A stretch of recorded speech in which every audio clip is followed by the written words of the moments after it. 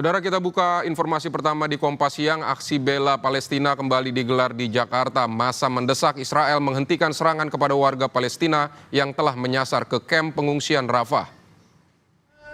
Sejak Sabtu pagi, aksi bela Palestina digelar dengan melakukan long march dari patung kuda Monas menuju Kedutaan Besar Amerika Serikat. Dalam aksinya, mereka menyuarakan kecaman terhadap agresi militer Israel terhadap Palestina yang tak kunjung selesai. Selain itu, massa juga menuntut Israel dan Amerika Serikat menghentikan pembantaian terhadap warga Palestina. Massa melihat sudah terjadi aksi genosida terhadap warga Palestina. Diharapkan aksi ini dapat mendorong warga Indonesia untuk tidak berhenti menyuarakan kepentingan kemanusiaan.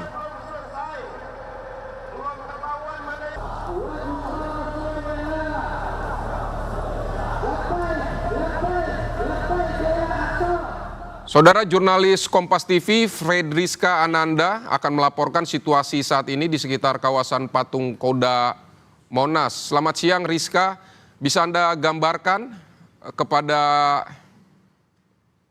kami bagaimana situasi di sana pada siang hari ini, Fredriska?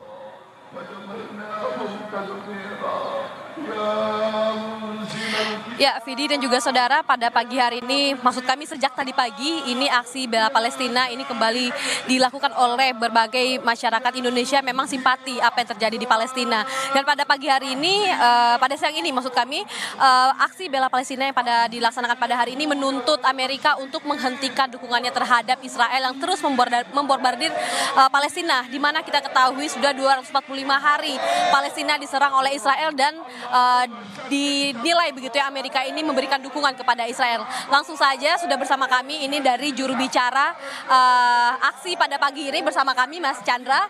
Mas Chandra, boleh minta waktunya sebentar? Mas, ini kan aksi bela Palestina begitu ya, sudah berkali-kali dilaksanakan, namun kan tampaknya dari Amerika ini dalam hak vetonya di PBB ini belum juga berpihak begitu kepada Palestina.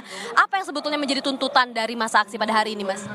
Tuntutan kita yang pertama adalah mendorong agar negara-negara Muslim itu mengirimkan militer, mengirimkan tentaranya untuk dikirim ke Palestina. Tetapi misinya bukan perdamaian, bukan penjaga perdamaian, tetapi misinya adalah mengusir Israel dari wilayah Palestina. Setelah mengusir, kemudian menangkapi para pemimpinnya.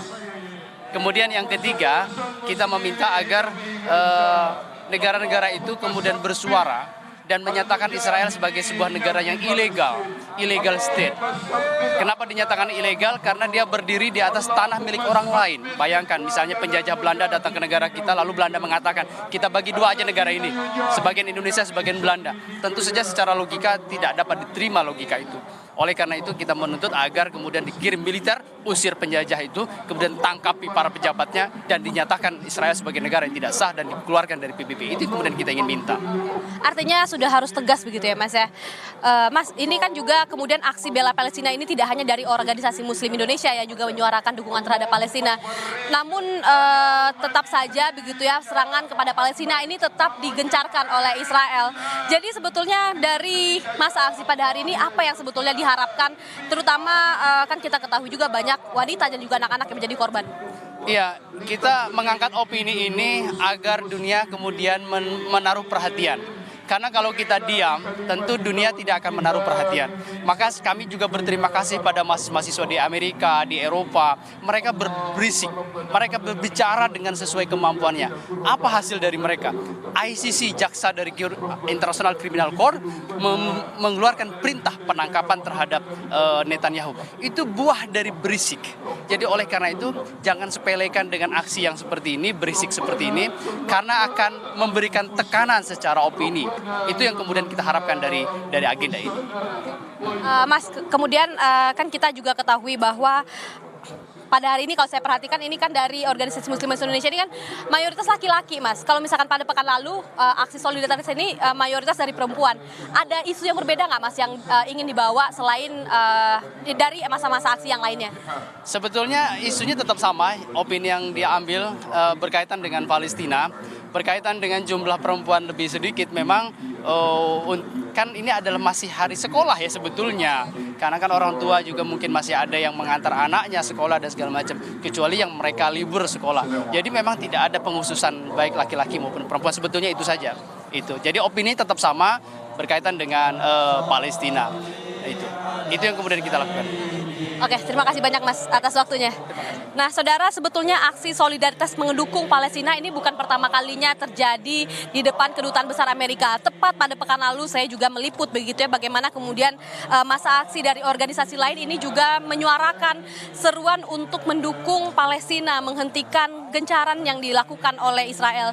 Kalau misalkan pada pekan itu adalah isunya membela perempuan, di mana kita ketahui bahwa ribuan perempuan dan anak menjadi korban dari warga Palestina atas gencaran serangan yang dilaksanakan oleh Israel. Namun pada hari ini lebih universal begitu ya. Dan kemudian tadi kalau misalkan kami pantau juga, Vidi dan juga saudara, pada sejak tadi pagi ini aksi dilaksanakan sejak pukul 7.30 dan informasinya akan selesai pada pukul 11. Dan kalau misalkan kami pantau saat ini dari masa aksi ini sedang melakukan doa bersama sebelum akhirnya menutup aksi pada pagi hari ini. Vidi.